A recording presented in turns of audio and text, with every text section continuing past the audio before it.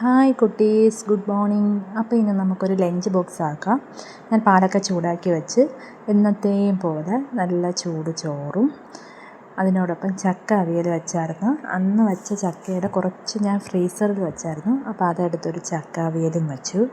അതിൻ്റെ ഒപ്പം ക്യാബേജും ഉള്ളിയും കൂടെ ഇട്ട ഒരു തോരൻ, നമ്മൾ തേങ്ങയൊക്കെ വെച്ച് ഉണ്ടാക്കിയ തോരനാണ്, അതും വച്ചു.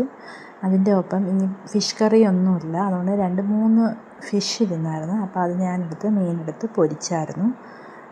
അപ്പോൾ 2 കഷ്ണം മീൻ പൊരിച്ചതും അതിൻ്റെ കൂട്ടത്തിൽ ചക്കയിലൂടെ എന്തെങ്കിലും ഒന്ന് മിക്സ് ചെയ്ത് കഴിക്കണമല്ലോ, അതുകൊണ്ട് ഞാൻ കുറച്ചധികം മാങ്ങാച്ചാർ ചക്കയുടെ മീതെ വയ്ക്കുന്നുണ്ട്. അപ്പം ഉച്ചയ്ക്ക് എടുക്കുമ്പോൾ അതൊന്ന് ചക്കയായിട്ട് മിക്സായിട്ടിരിക്കും.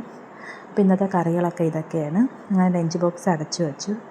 പിന്നെ ആസ് യൂഷ്വൽ നമുക്ക് എന്നത്തെയും പോലെ മോരുണ്ട്, പൈനാപ്പിൾ പുളിശ്ശേരി. ഇന്നലെ വെച്ച പൈനാപ്പിൾ പുളിശ്ശേരി ഞാൻ ഫ്രിഡ്ജിൽ നിന്ന് കുറച്ചെടുത്ത് അത് വെച്ചിട്ടുണ്ട്.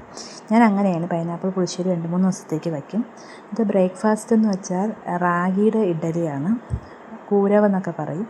റാഗി ഇഡ്ഡലിയും അതിനോടൊപ്പം ചമ്മന്തിയും ഞാൻ എൻ്റെ കൃഷിത്തോട്ടത്തിൽ നിന്ന് കിട്ടിയ കുറച്ച് തക്കാളിയിട്ട് അരച്ചിട്ടാണ് ചട്നി വെച്ചത്. അപ്പോൾ ഇതിൻ്റെ ബ്രേക്ക്ഫാസ്റ്റ് അതാണ്. റാഗി ഇഡ്ഡലിയും ദോശയും. എന്നത്തെയും പോലെ ഞാനൊരു കോഫിയൊക്കെ എടുത്ത് ഇനി കുറച്ച് നേരം റെസ്റ്റൊക്കെ എടുത്ത് കുറച്ച് നേരം ഫോണിലൊക്കെ നോക്കിയിട്ട് നാളെ കാണാം. ബായ്.